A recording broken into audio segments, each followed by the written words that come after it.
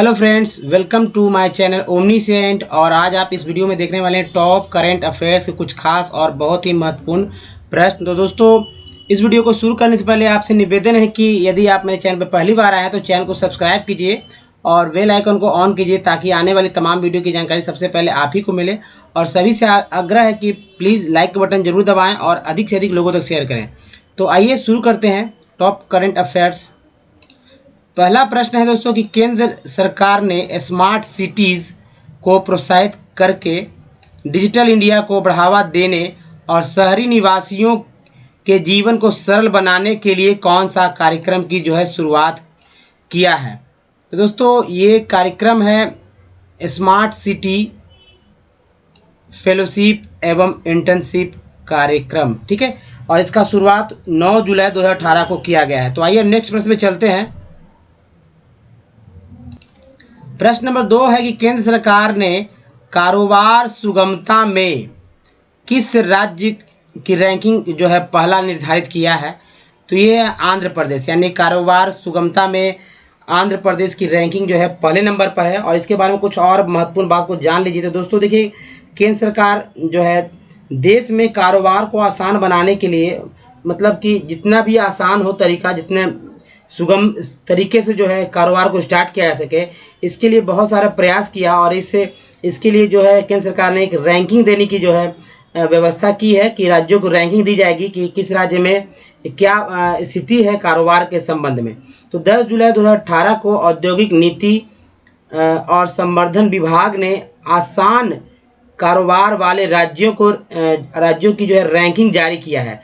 इस कारोबारी सुगमता में आंध्र प्रदेश नंबर 1 है, जिसको अंक दिया गया है 98.42, ठीक है। दूसरे नंबर पर तेलंगाना है, जिसका अंक है वो 98.33 है। थर्ड नंबर पे हरियाणा है 98.07। फोर्थ नंबर पे झारखंड है 97.99। फिफ्थ नंबर पे गुजरात है 97.96। सिक्स नंबर पे छत्तीसगढ़ है। सेवेंथ नंबर पे एमपी है मध्य प्रदेश। 8 नंबर पर कर्नाटका है। 9 नंबर पर राजस्थान है 95.68 अंक के साथ। 10वां नंबर वेस्ट बंगाल का। तो दोस्तों, रैंकिंग में हिमाचल प्रदेश, असम और बिहार सबसे तेजी से आगे बढ़ने वाले राज्यों के रूप में सामने आए हैं, ठीक है। तो ये था कारोबार सुगमता के संबंध में, यानी ईज ऑफ डूइंग बिजनेस से रिलेटेड। अब देखिए, प्रश्न नंबर 3 है कि सैमसंग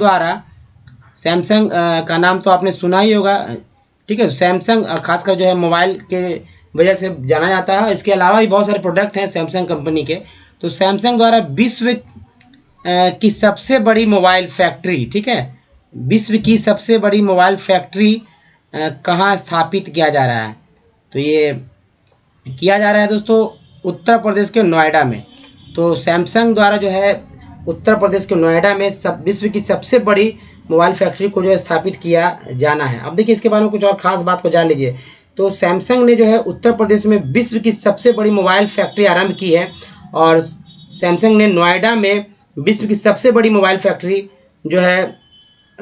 ये चूँकि इसका ये पहले से ये वर्क कर रहा था, लेकिन इसका विस्तार किया गया है, जिसकी वजह से ये जो चीन है और अमेरिका के फैक्ट्री जहाँ सैमसंग की फैक्ट्री है उसको भी पीछे छोड़ देगा, ठीक है। फैक्ट्री 35 एकड़ में फैली हुई है और लगभग अभी वर्तमान में 70,000 लोग यहाँ रोजगार आने वाले समय में मिलने वाला है, ठीक है। अब सैमसंग अभी वर्तमान में देखिए 6.7 करोड़ स्मार्टफोन बना रही है हर एक साल, जो कि आने वाले 2020 तक 12 करोड़ इसका निर्माण होने का है। अब दोस्तों देखिए, ये फैक्ट्री नोएडा का फैक्ट्री ये वर्तमान मतलब 2005 में लगाई गई थी, लेकिन जो इसका शुरुआत है मतलब सैमसंग का नोएडा में फैक्ट्री बनाने का बातचीत चला था 1997 से चला था, लेकिन 2005 में फाइनली शुरुआत हुआ इसका। अब जून 2017 में पिछले साल दक्षिण कोरियाई कंपनी ने 4,915 करोड़ का निवेश किया है, ठीक है। इसके अलावा दोस्तों इस फैक्ट्री में रेफ्रिजरेटर और टीवी के फ्लैट टीवी उसके पैनल भी बनेगा। इस नोएडा के अलावा सैमसंग के तमिलनाडु के श्री बिदुर में भी फैक्ट्री है। ठीक है, तो बहुत इम्पोर्टेंट है और सबसे बड़ी बात है। देखिए ये जो मतलब घोषणा हुआ है प्रधानमंत्री नरेंद्र मोदी और दक्षिण कोरिया के जो प्रधानमंत्री है मून जे इन, तो इसी बैठक के जो समझौता हुआ इनके बीच, उसी में ये बात निकल कर आई है। अब देखिए 9 ये जो हुआ था 9 जुलाई 2018 को जो है नोएडा के सेक्टर 81 में इस फैक्ट्री का उद्घाटन भी किया गया है। ठीक है, तो ये कुछ खास और महत्वपूर्ण बात था, इससे जुड़ा हुआ है, सैमसंग कंपनी से जुड़ा हुआ। ठीक है, तो अब आइए नेक्स्ट प्रश्न पे चलते हैं। तो नेक्स्ट प्रश्न जो है 4 नंबर का है कि 67वीं यानी कि 67th उत्तर पूर्व परिषद की पूर्णकालिक बैठक कहाँ संपन्न हुआ है। तो ये बैठक जो हुआ है दोस्तों शिलोंग में, और ये शिलोंग जो है मेघालय की राजधानी है, जहाँ 67वीं उत्तर पूर्व परिषद का बैठक हुआ है। इसके बारे में कुछ खास और महत्वपूर्ण बात है कि देखिए अध्यक्षता जो है केंद्रीय गृह मंत्री जो कि राजनाथ सिंह है उन्होंने किया था। इसका आयोजन शिलोंग में ही हुआ है, और जैसे कि आप जानते हैं इस वित्तीय वर्ष में जो है पूर्वोत्तर के बजट में 28.6% की जो है वृद्धि की गई थी, यानी वृद्धि हुई है। और पर्यटन के लिए एक विशेष जो है पूर्वोत्तर पर्यटन विकास परिषद भी स्थापित किया गया है। ठीक है, तो अब आइए नेक्स्ट प्रश्न में चलते हैं। तो नेक्स्ट प्रश्न जो है 5 नंबर में कि तुर्की में, ठीक है, तुर्की में आयोजित आर्टिस्टिक विश्व चैलेंज कप वोल्ट इवेंट में किसने जो है स्वर्ण पदक यानी कि गोल्ड मेडल जो है जीता है। तो ये है दीपा कर्माकर जीतने वाली हैं। और इनके बारे में कुछ और खास महत्वपूर्ण बात इस तरह है कि दीपा कर्माकर ने जो है 14.150 के स्कोर के साथ जो स्वर्ण पदक जीता है इसमें। और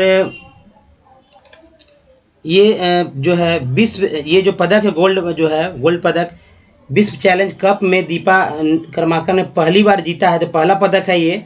ठीक है, और दोस्तों दीपा जो है 2016 के रियो ओलंपिक में वोल्ट इवेंट में चौथे स्थान पर रही थी। ठीक है,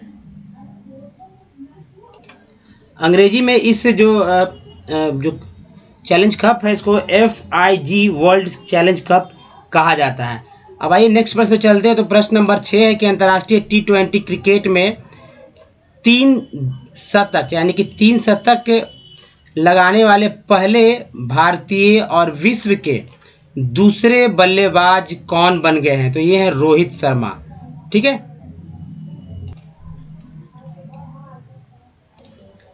प्रश्न नंबर 7 है कि उत्कृष्ट संस्थानों की सूची में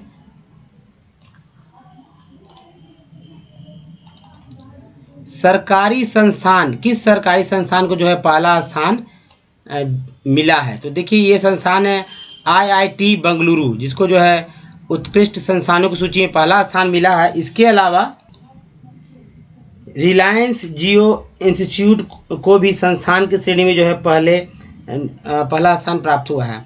अब आई प्रश्न नेक्स्ट है जो 8 नंबर का है कि राज्यसभा में सदस्य जो कि सदस्य होते हैं, राज्यसभा सदस्य होते हैं, अब कितने भाषा में अब बोल सकते हैं। तो दोस्तों एक्चुअली हम लोग जानते हैं कि सभी लोग बोल ही सकते हैं, लेकिन अब तक ऐसा नहीं था। और 8वीं अनुसूची के जो 22 भाषाओं के में अब ये बोल सकेंगे। तो पहले इतना नहीं था, इतने भाषा में नहीं बोल सकते थे।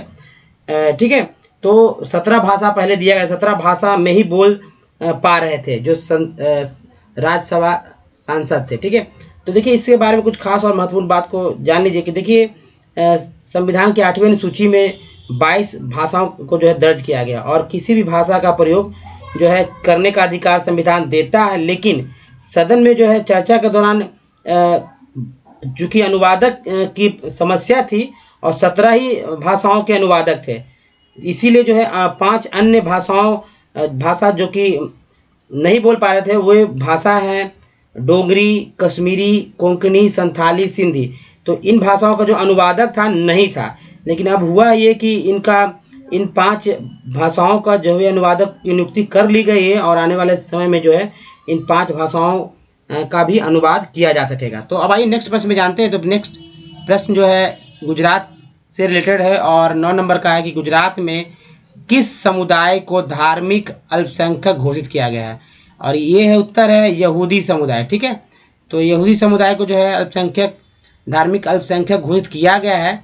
और देखिए दोस्तों कि ये जो है 6 जुलाई का है जब इसको घोषणा किया गया है धार्मिक अल्पसंख्यक।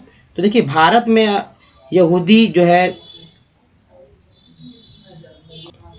धर्म आज से 2987 वर्ष पूर्व, यानी कि लगभग 3000 साल पहले, यानी कि 973 ईस्वी पूर्व में यहूदियों ने केरल के मालाबार तट पर प्रवेश किया था। इसके साथ जो है शुरू हुआ था। और यहूदियों के पैगंबर को जो है मूसा के नाम से जाना जाता है। उनका प्रमुख राजा जो था सुलेमान, जिसे जो है सुलेमान भी कहते हैं, था। ठीक है। और यहूदी धर्म जो है इज़राइल और हिब्रू भाषियों का राज धर्म भी है। तो ये कुछ खास बात था यहूदी धर्म से रिलेटेड। अब आइए नेक्स्ट प्रश्न पे चलते। प्रश्न नंबर 10 है कि राष्ट्रीय हरित अधिकरण, ठीक है, यानी कि NGT के नए अध्यक्ष किसे नियुक्त किया गया? और ये है न्यायमूर्ति आदर्श कुमार गोयल, ठीक है, जिनको NGT का नया अध्यक्ष चुना गया है। और इसके बारे में कुछ खास और महत्वपूर्ण बात है कि इनके पहले जो थे कार्यवाहक थे, ठीक है, कार्यवाहक थे जस्टिस जावेद रहीम, जो कि कार्यकारी अध्यक्ष थे। और इनके पहले जो स्वतंत्र कुमार अध्यक्ष थे वही बने हुए थे। ठीक है। तो अब आइए नेक्स्ट प्रश्न पे चलते हैं। प्रश्न नंबर 11 है कि केंद्रीय प्रशासनिक अधिकरण का अध्यक्ष किसे नियुक्त किया गया है? और ये नियुक्त किया गया है एल नरसिम्हा रेड्डी को। तो दोस्तों केंद्रीय प्रशासनिक अधिकरण जिसको कैट कहा जाता है, और इसके अध्यक्ष जो है एल नरसिम्हा रेड्डी बने हैं। तो 4 जुलाई 2018 को इन्होंने पदभार ग्रहण कर लिया है। ठीक है। और दोस्तों ये पटना उच्च न्यायालय के पूर्व मुख्य न्यायाधीश भी रहे हैं। ठीक है। तो दोस्तों इस वीडियो में यहीं तक। वीडियो कैसा लगा मुझे अपने कमेंट के माध्यम से ज़रूर बताएं। अगर वीडियो पसंद आए तो प्लीज़ चैनल को सब्सक्राइब कीजिए अगर नहीं किया है तो, और अधिक से अधिक लोगों तक शेयर कीजिए। और सभी से आग्रह है कि लाइक बटन ज़रूर दबाएं, ठीक है, और नोटिफिकेशन को ऑन कर लीजिए ताकि आने वाली तमाम वीडियो की जानकारी सबसे पहले आप ही को मिले। तो दोस्तों इस वीडियो में यहीं तक। धन्यवाद। Thanks for watching.